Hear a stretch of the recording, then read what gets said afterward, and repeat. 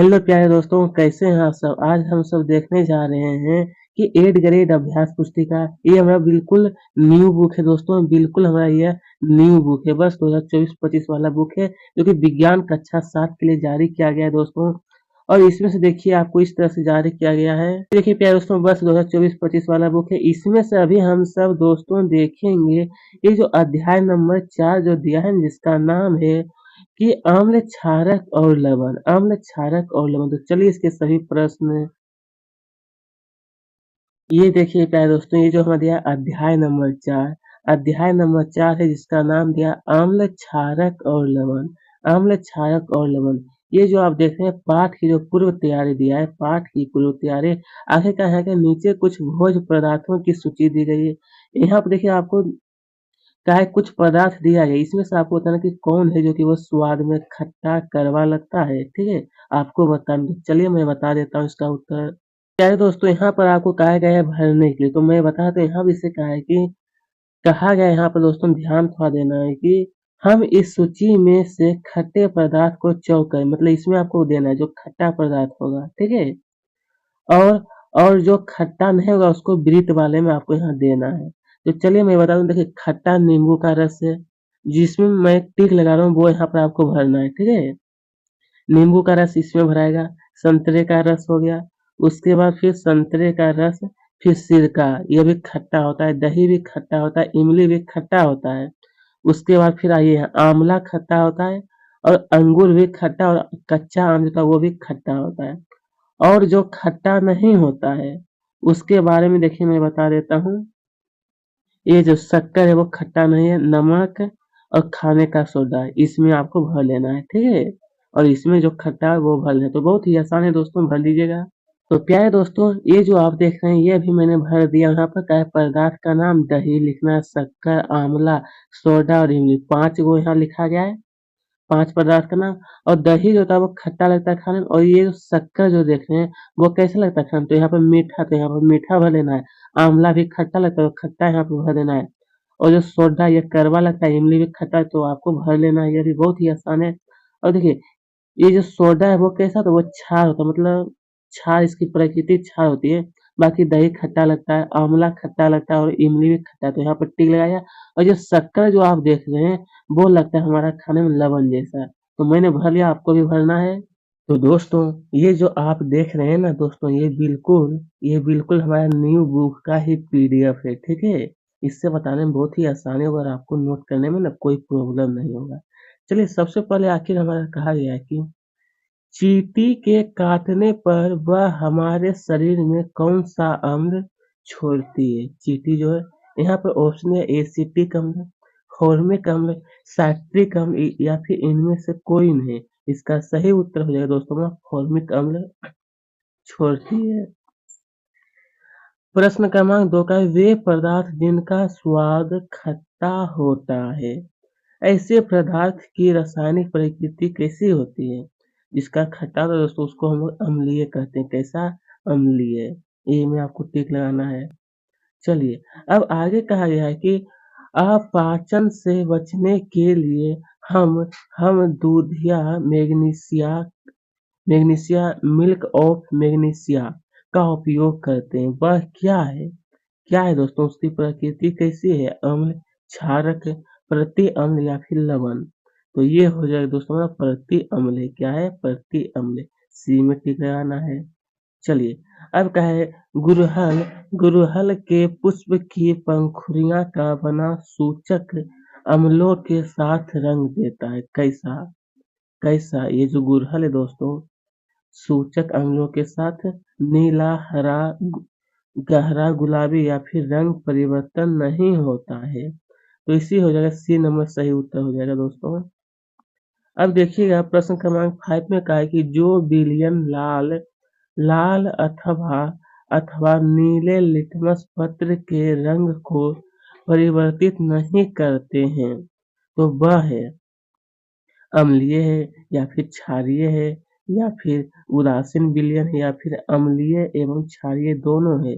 इसका सही उत्तर हो जाएगा दोस्तों हमारा उदासीन विलयन है। कैसा है दोस्तों, उदासीन विलयन। सी में आपको टिक लगाना, ये बिल्कुल सही है। चलिए, अब हम सब देखने जा रहे हैं दोस्तों प्रश्न क्रमांक 1.2 रिक्त स्थानों की पूर्ति कीजिए।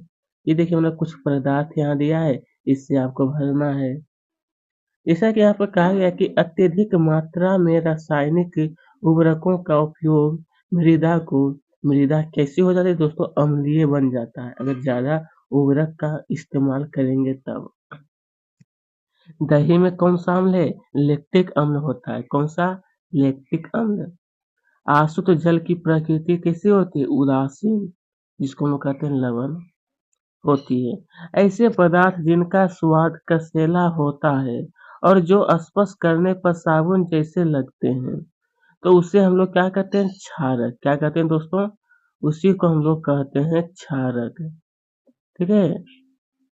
चलिए अब यहाँ पर देखिए लास्ट क्वेश्चन, 1 मिनट। अम्ल और क्षारक एक दूसरे को उदासीन करके यहाँ लवण व जल बनाते हैं। क्या बनाते हैं? लवण और जल। ये दोनों जब अभिक्रिया करता है दोस्तों तब बनता है लवण और जल। चलिए अब देखते हैं हमसे दोस्तों अति लघु उत्तरीय प्रश्न, जिसमें से प्रश्न क्रमांक 2 में कहा है कि सिरका और पालक में कौन से अम्ल पाए जाते हैं? किसमें दोस्तों? सिरका और पालक में। तो उत्तर हो जाएगा दोस्तों सिरका में एसिटिक अम्ल होता है। सिरका में एसिटिक और पालक में कैसा? Oxalic acid. कैसा? ऑक्जेलिक एसिड पाया जाता है। चलिए अब यहाँ देखिए प्रश्न क्रमांक 3 में हमसे फिर कहा है कि यदि यदि मृदा क्षारीय हो तो इस इसमें क्या मिलाया जाए जिससे मृदा में अम्ल निमुक्त हो जाए? आखिर अम्ल में क्या मिलाया जाएगा? तो उत्तर लिखना है कि यदि मृदा क्षारकीय हो तो इसमें जैव पदार्थ यानी कि कंपोस्ट खाद मिलाएं ताकि ये मृदा अम्ल अम्ल निमुक्त कर सको जो क्षारकीय प्रकृति को उदासीन कर दे। ठीक है, ये पूरा आपको नोट करना है। चलिए देखिए दोस्तों साइंस में क्या हुआ ना, इस वर्ष थोड़ा अधिक ही प्रश्न दिया गया है। इसे हर वर्ष थोड़ा अधिक इसमें प्रश्न होता ही है, लेकिन इस वर्ष थोड़ा और प्रश्न दिया गया है। चलिए अब कहा है कि नीले लिटमस पत्र, देखिए दोस्तों बिल्कुल सेम टू सेम बुक से ही मिलेगा, क्योंकि मैंने वहीं से ही पीडीएफ बनाया गया है ना। नीले लिटमस पत्र को 1 विलियन में डुबोया गया, यह नीला ही रहता है। लिटमस पत्र में कोई रंग परिवर्तन न होने का क्या कारण है? दोस्तों आखिर इसका क्या कारण है? उत्तर हो जाएगा कि रंग परिवर्तन न होने से आशय या तो यह विलयन क्षारीय है या उदासीन है, इसलिए इसीलिए दोस्तों इसमें रंग परिवर्तन नहीं हो रहा है।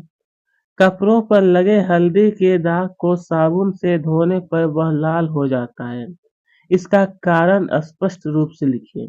दोस्तों आप सब देखते हो कि जब किसी का शादी विवाह होता है तो उस समय जो व्यक्ति पहनते हैं धो जो व्यक्ति धोती पहनते हैं ना, तो वहाँ पे देखिएगा हल्दी लगा होता है, तो जब उसको साफ किया जाता है ना, तो देखिएगा वो लाल बन जाता है।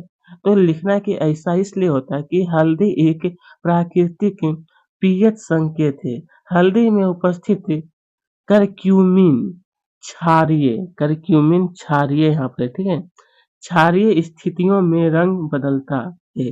क्योंकि साबुन क्षारकीय प्रकृति का होता है, इसलिए रंग क्या होता है? बदल जाता है। ठीक है, साबुन कैसा होता है? क्षारीय प्रकृति का।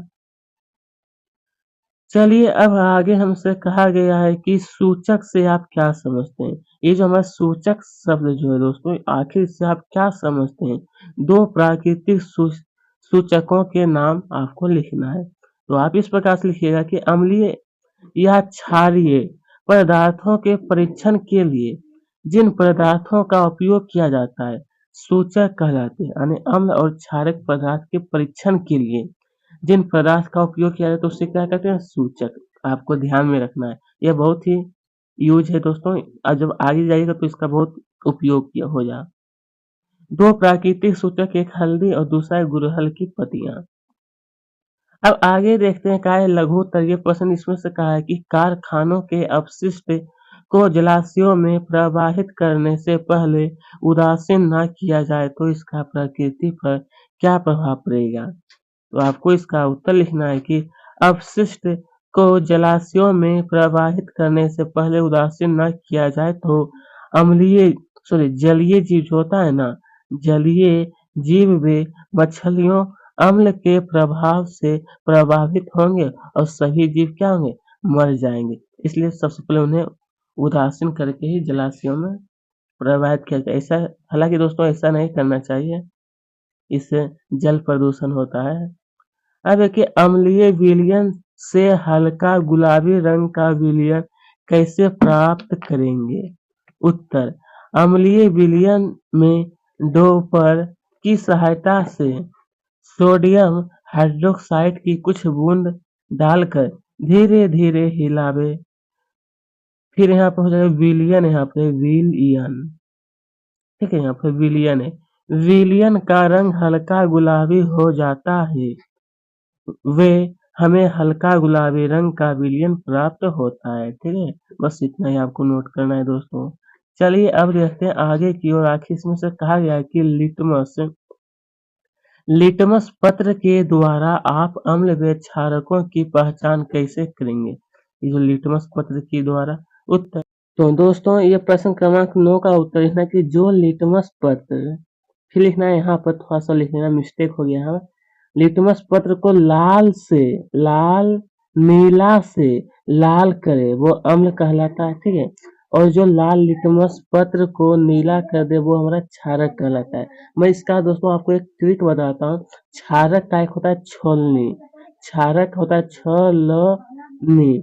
तो छोलनी क्या होता है कि छो से हो गया क्षार, लो से लाल, नो से नीला, यानी लाल से नीला होता है उसको हम लोग क्षार कहते हैं। बहुत ही आसान तरीका है। और एक होता है दोस्तों हमारा अनिल, अनिल। तो अनिल में क्या होता है, अ से अम्ल, नीला से जब लाल करता है तो ये हमारा कहलाता है क्या, अम्ल। ठीक है, बहुत ही आसान तरीका है।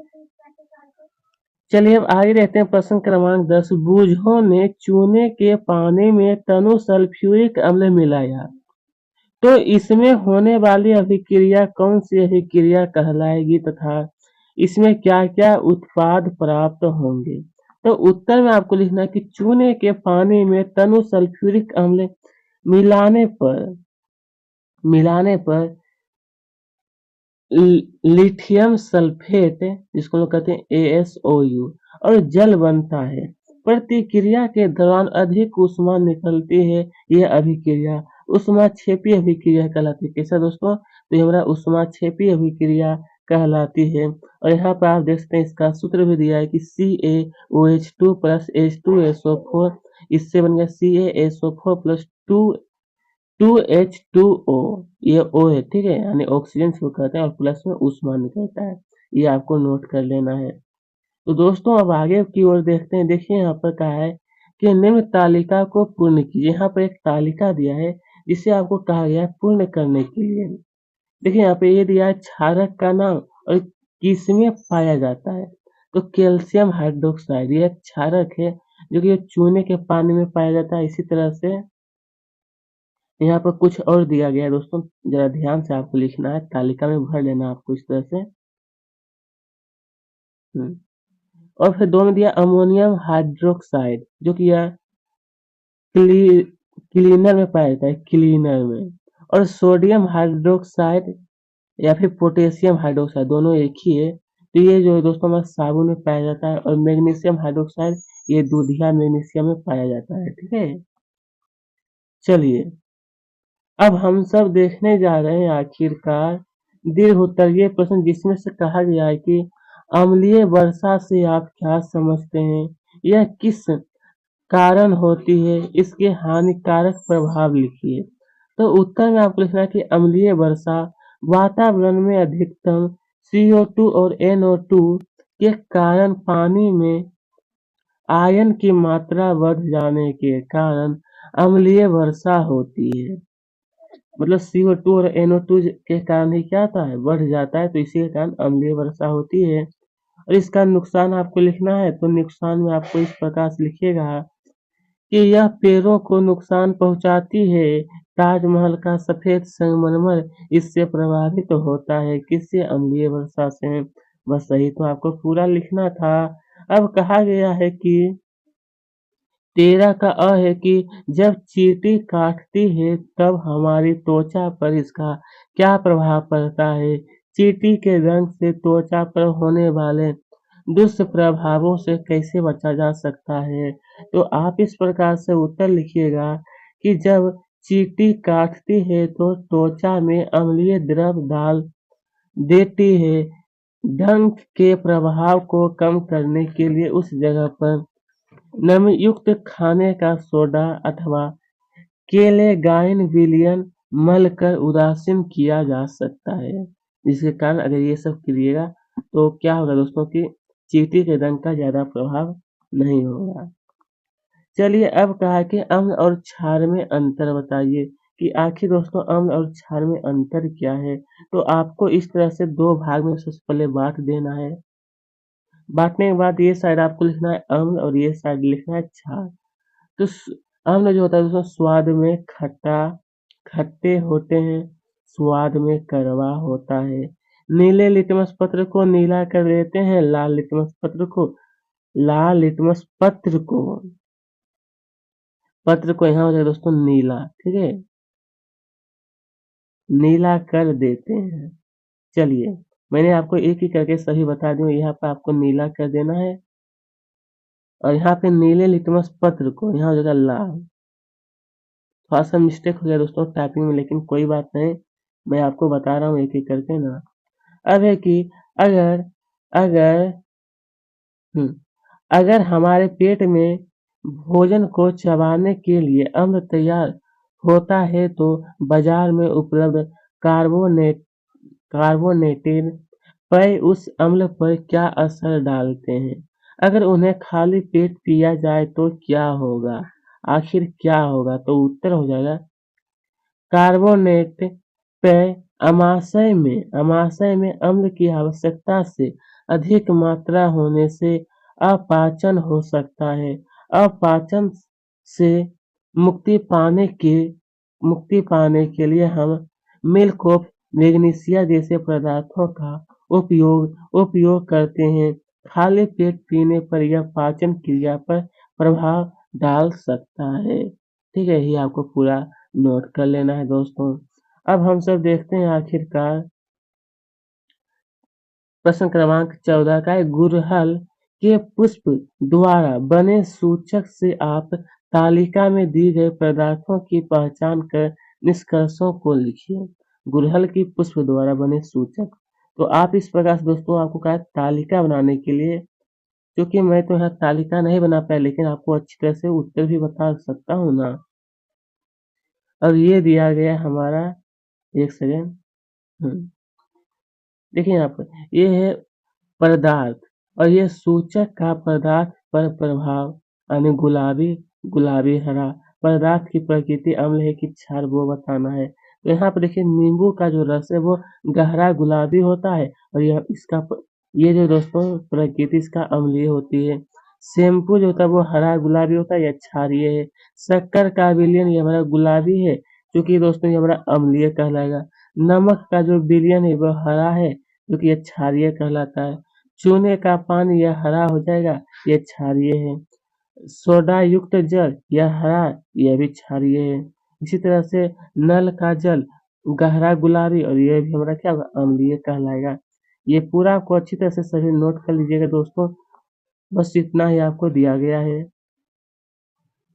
तो चलिए दोस्तों हम आगे की ओर हम बढ़ते हैं। यहाँ पर कहा है कि किन्हीं 5 अम्लों के नाम तथा उनके स्रोतों के नाम लिखिए। 5 अम्ल, तो आप इस प्रकार से लिखिएगा कि सिट्रिक अम्ल, यह जो दोस्तों हमारा नींबू में पाया जाता है। ऑक्जेलिक यहाँ पर ऑक्जेलिक अम्ल जो वो टमाटर और प्याज में पाया जाता है। लैक्टिक अम्ल जो वो दोस्तों हमारा दही में पाया जाता है। एसिटिक अम्ल ये हमारा सिरका में पाया जाता है और एसिटिक अम्ल जो है ना वो दोस्तों यहाँ पर थोड़ा मिस्टेक है, यहाँ पर हो जाएगा आमला, ठीक है, आंवला में पाया जाता है। क्या चाहिए एसिटिक अम्ल उसमें भी, फिर से मैं बता देता हूँ दोस्तों, एक मिनट। यहाँ हो जाएगा एसिटिक अम्ल, यहाँ पर आंवला।